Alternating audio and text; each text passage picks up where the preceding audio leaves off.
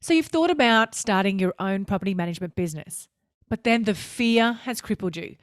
That voice in your head that has whispered, "Who are you to do this?" Or worse, "You can't do this, or you'll never make this work." Now, I'll let you in on a little secret. We all have that inner mean voice, and it's designed to protect us from feeling any form of discomfort. But if you are brave enough to stand up to that little voice and build the business you've been dreaming of, I promise you, you won't regret it.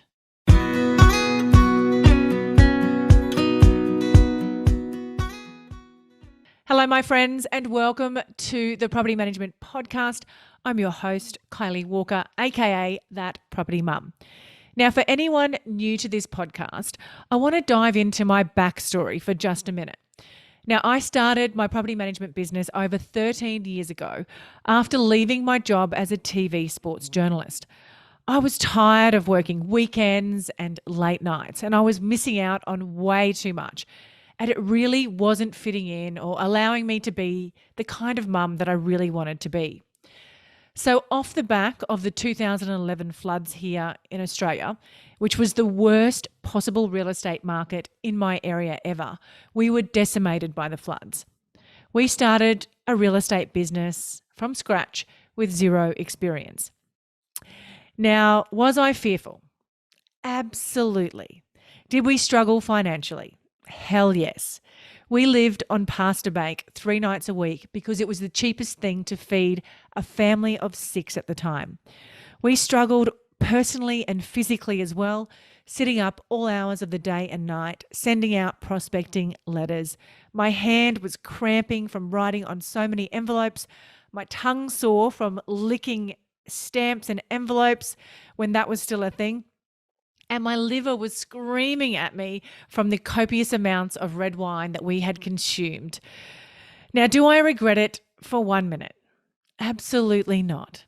You see, we have built a thriving business across multiple office locations.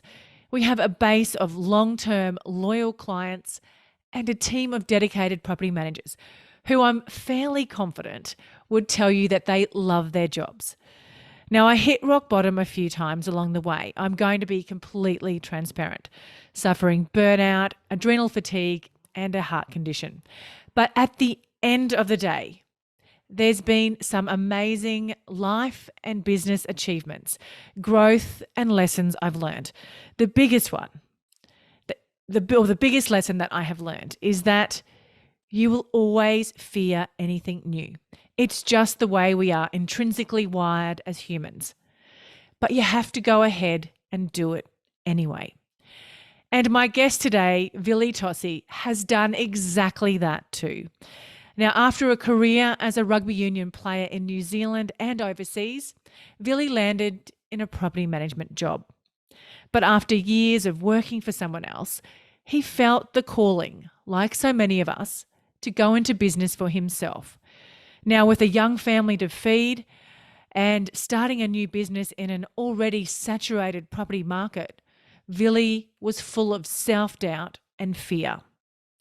But he overcame his fears, and today he has one of the fastest growing property management businesses in his region and is passionate about helping other property managers to take the plunge and start their own businesses. So let's dive in to my chat with Villi. Well, hi, Villi. Thank you so much for joining me on the Property Management Podcast. Now, before we dive in, can you tell our listeners a little bit about yourself and how you got started in the property management industry? Absolutely. Thanks so much for having me, Kylie, and I'm really excited about this catch up that we're going to have today. Property management for me, probably like most people, I fell into. My passion was sports, and I know you come from a pretty passionate sporting family as well. But for me, I wanted to pursue that, and I guess I sort of fell into it after many injuries, playing rugby. And when me and my wife returned back from the UK, I saw an ad for a property manager assistant role, and I'd already always had a bit of an interest in property, but I thought let's give it a go. And I was pretty lucky enough to get the role. And so that's sort of where property management really kick-started for me. And I sort of was thrown in the deep end a little bit because after 3 months of being an assistant, my senior property manager left. And so I was given 130 properties to manage on my own with no support, and had no experience. And so it was sort of sink or swim for me. And looking back and reflecting, when we're talking about this today, is I guess if I wasn't thrown into that deep end all those years ago, I don't think I'd be where I am today. So I'm really thankful and lucky that, I was able to, I guess, use my personal experience with dealing with people, with helping with people, and then also put that into practice with being able to manage 130 properties. So for me, getting started into property management, it wasn't a career that I sort of set out to look into or to become, but certainly thankful that I was given that opportunity, and I guess look where it's got me today. Brilliant. That is such a typical property management story. You've told the story of so many property managers, and obviously you're in New Zealand, so it's great to hear property management happens exactly the same over there as it does over here. So you've had a long career as a property manager. Now you've recently launched your own property management business. So let's start at the beginning and talk us through why you decided to start your own business and go out on your own.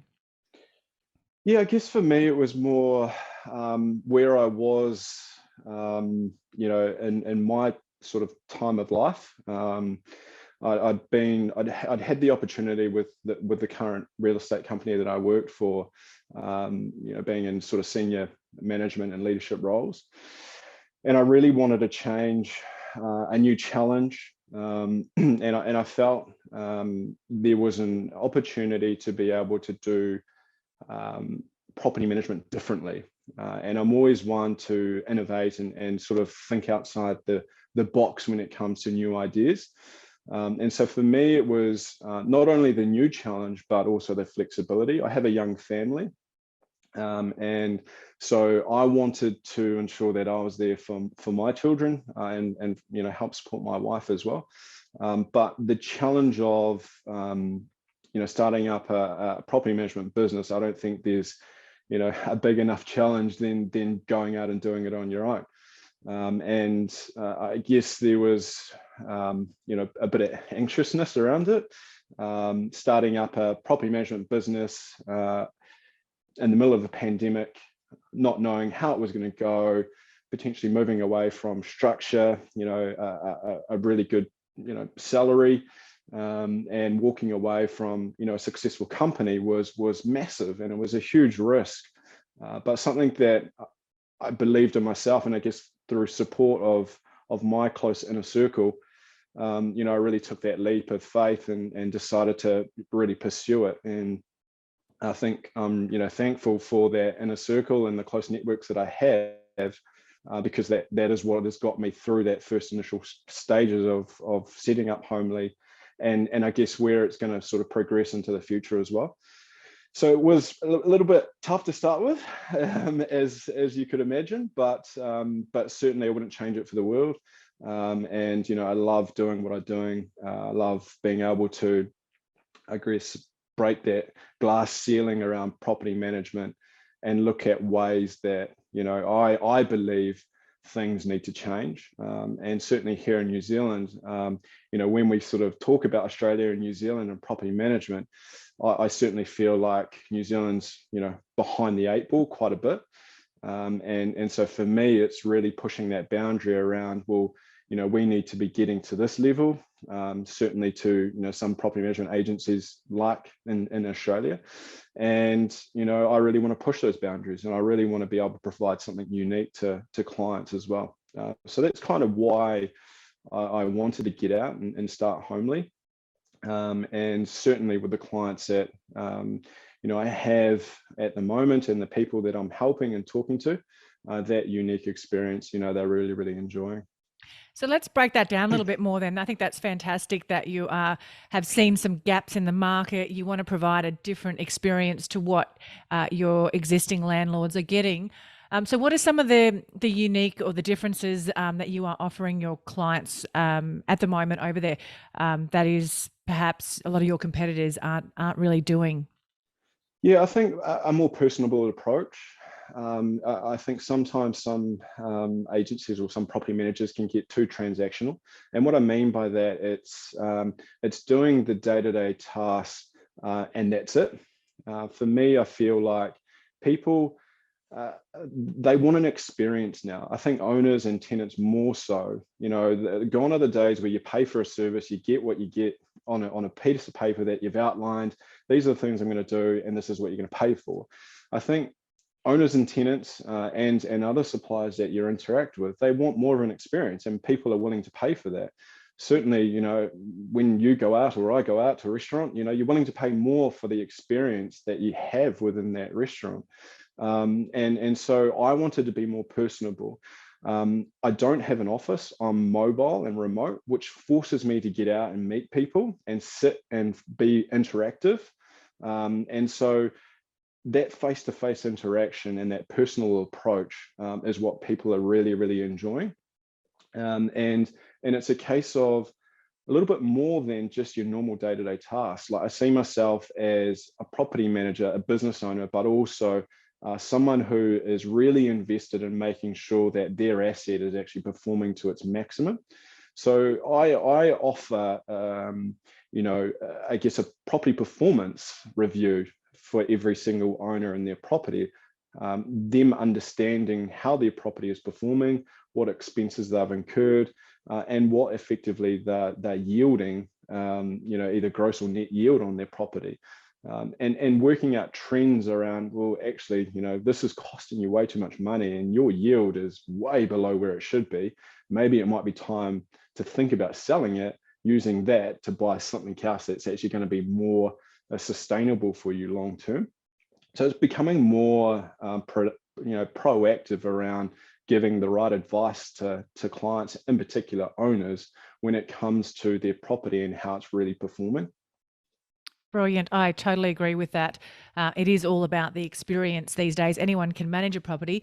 And people, I think, what's that analogy? People don't always remember what you say to them, but they always remember how you make them feel. So Yeah, I think 100%. yeah, Yeah. I think that's a great philosophy that you are operating under at the moment. We kind of take you back to the previous question, and when I asked you about why you started the property management business, and you mentioned, some of the fears that you had around that. Can you maybe just break down some of the fears that you did have? Like, obviously you had a family to still to feed. Mm, There would have been, I guess, imagine financial fears. yeah. What were some of the fears that you experienced? And then obviously then how you overcame them to just go out and do it regardless of what fear you were facing? Having a very supportive wife to start with was a good tick in the box. But yeah, certainly, there was a lot of fears to start with. Financial, definitely. You're moving away from something that is, fairly certain to something that is very uncertain. And whether or not people are actually going to buy into what your passion and what your points of difference are. In Palmerston North, so in my home city, there's a lot of property management agencies. It's actually quite saturated the market, and everyone does everything differently. Everyone charges differently. It's an unregulated industry, and so therefore my fear was, me being a new person in town, effectively a new business. How property investors, how networks and businesses, how are they going to perceive me in terms of being a new startup company? So that was pretty fearful. But I guess I revert back to having the confidence and believing in myself to be able to do what I know is not only right, but what I can provide, and certainly let other people speak, or give their feedback on their experiences that they've had with me. And very quickly, one management turns into two, and once you start getting that momentum, things just start to take effect. And so I was pretty lucky that, with the business networks that I'd formed, that I had, I was able to rekindle and ignite those networks again. And soon enough, I was getting referrals from all types of different businesses, all types of different people, inner circle people. And that just created my momentum for me. So I think the biggest fear was doing it. But I think for me is because I am a fairly motivated individual. Once I got into it, I just kept the momentum going, up until now, really. It can't have been as fearful as facing some of the big forwards on a rugby field. Oh, I tell you what, I look at and I play rugby. I watch rugby now, and I'm like, I don't think I could actually play rugby now with some of the athletes and how big they are and strong they are. I think I'd get absolutely crunched. So I'm glad I'm not playing in today's modern society of rugby. Yeah, I totally agree with that too. So talk us through then. So you've been going around 12 months or 2 years now. Is it coming up to 2 years? No, I've only been going about 6.5 months. Oh, okay. So in business about 6.5 months. So we Homely, I started at the end of October, and been going pretty well for about a 5-month period. I've also brought on a business partner, Amanda, and she's been fantastic. She has the same values, the same vision, the same drive and motivation that I have. So together we work really closely as a team. And where we are now and where we want to be in a year, 5 years, 10 years time, we're definitely on board with that. So that's helped me hugely in terms of not only having someone to bounce ideas off and I guess having someone there to hold me accountable and vice versa for her, but also having someone that's going to motivate you to achieve this, or we really need to work on plans for where we want to be in a year's time and things like that. So that's been something that was unexpected, but when the opportunity presented itself, I knew that it was the right fit. And I'm pretty excited for what we can both put forward in property management and what we can offer to not only clients but property managers themselves, moving on into the future as well. Brilliant. Oh, that was going to be my next question. Was talking about how you got that early momentum, and so we'll maybe just dive a little bit deeper into that. So, how did you get that early momentum with management? And if you want to share where you're at in terms of numbers now, what sort of what sort of what am I trying to say? Roll on are you achieving now that you've been going for this 6.5 months? Yeah, I think for me, I knew social media was going to play a big part, and I know, yeah, I mean, you're very you could probably speak on in this sort of area probably better than me, Kylie. But I knew that people are more engaged in social media now more than ever, and so for me, I wanted to make that prevalent with Homely, and I want to be able to. For those people that aren't property owners or tenants or who, I wanted them to understand what we're actually doing and how we're doing it. Because what that does is that reach then gets out into the community in a wider field. And without even knowing about it, you're organically creating this hub of people knowing or potentially thinking they know who you are, what you do, so that when that conversation around property management or having their property managed by someone comes up in a conversation, they organically think of Homely or Villi. You need to go see this person. And so I hit the ground running with social media, and that's something that Amanda and I are really, really strict on, and we try and provide not only useful advice and tips, but also share our journey and how we're doing it. So that was pretty key to start with. And also, business referral networks. There's so many people out there that are willing to help you, but you need to actually go out there and sit with them and talk through what you're doing and how you're doing it. So that first sort of month, God, I don't know how many meetings I was having with business owners from different sort of industries, and providing information and contact numbers. And although you don't see results straight away, I'm now very quickly starting to get referrals from those companies, just through having the ability to sit down with them and be personable and sort of open up to them about what I'm doing and how I'm doing it. And so those were probably the two key things, when I hit the ground running, that really allowed me to gain that momentum around new management, and just igniting those business networks, in industries who do deal with property investors and property owners, on a probably more frequent aspect to them what I do. And so it was a case of let's get in there. I can assist your clients. If you have the trust in me, certainly I'll take care of them on your behalf as well. At the moment, we're netting, 7 months in, we're netting anywhere from sort of 10 to 12 properties per month, which I'm really happy with those results. And that'll come and go, as you'll well know. But certainly we're able to sustain those numbers, quite easily. And I'm very happy with where we're sitting, not only from a growth perspective, but also from a manageable aspect as well. We want to have the point of difference of not having too many properties to manage per person, because we know that number, or that magic number, if you go beyond that, the first thing that sort of starts to take effect is the service and the experience that your clients are having. And we 100%, at the top of Homely Property Management list is the experience and the service that we're providing. So we don't want to compromise that in any way. So we want to make sure that the growth that we're achieving is manageable, and certainly that the number of properties that one person will ever manage is strict at that capped portfolio, which for us is 80. I know there are property managers out there who manage significantly more. And I guess when you break it down, is for me, being in the industry, for as long as I have, I know that when it gets to 150 properties that are being managed, it's like looking at, okay, well, what has been missed?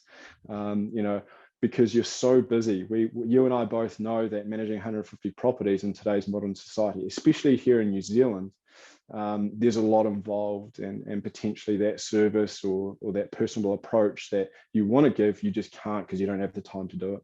So that was pretty evident for us in terms of where we wanted to go and what we want to do.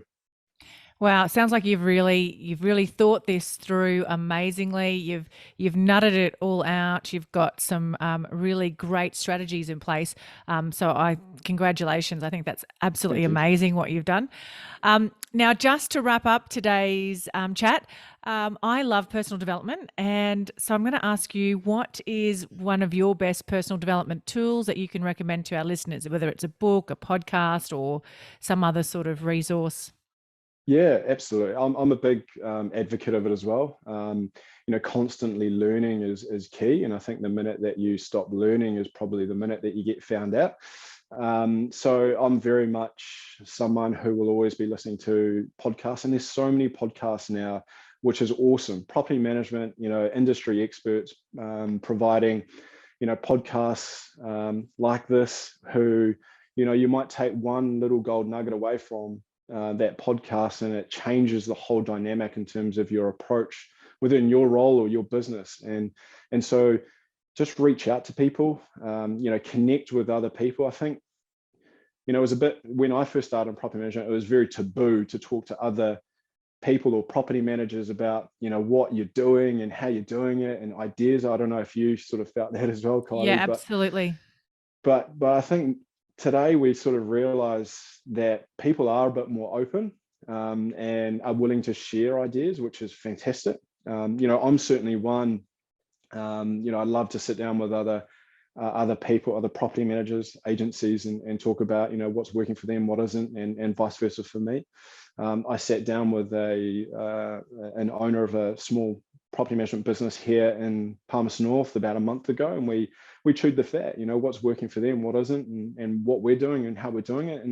And although we're competing against each other, it's sort of like we're there for each other as well. And I think, more and more of that needs to happen. But I read a really awesome book, which I think your viewers or your listeners will really enjoy. And it's sort of based around what we are as a company at Homely are all about. And certainly I've taken so many gold nuggets out of that book and implemented them within my business, because I guess my core is building positive, long-lasting relationships with customers, and that's owners, tenants, suppliers, and business referral networks. And the book's called Hug Your Customers. I'm not sure if you've read that before. No. It's a fantastic book that sort of, and I won't go into too much detail, but it's all about how you can go above and beyond for your client, profiling clients, knowing what sort of hot drink they like, or what they do in the weekend, or how many kids they have, or things like that. And so that when you're actually speaking to them or you're in front of them, you're not just talking about business, you're talking about something that you're investing, which is personable to them. And in return, what that does is obviously creates trust. And when you build trust with someone, in particular in this industry, it goes a long way, and it will allow you to hold on to clients a lot longer, and also assist with growth as well. If you've got promoters within your business because of the strategies you can take to be more personable, certainly they're going to refer business through to you, and organically you're growing. So Hug Your Customers is the book, a fantastic book. My business partner Amanda's reading it at the moment, so I can't show it or hold it up, but it's something that I've taken a lot from, and we implement strategies from that book within what we're doing at Homely. Brilliant. Thank you for sharing that. That's amazing. Now, how can our listeners learn more about you or reach out and connect with you? Yeah, absolutely. And like I said earlier, happy to help. I'm very, very much someone who, understands the struggles that some people can go through in property management. It's a stressful job, right? So if you can sort of connect with someone that can help you through it or give you a bit of advice, then I'm certainly here for it if people want it.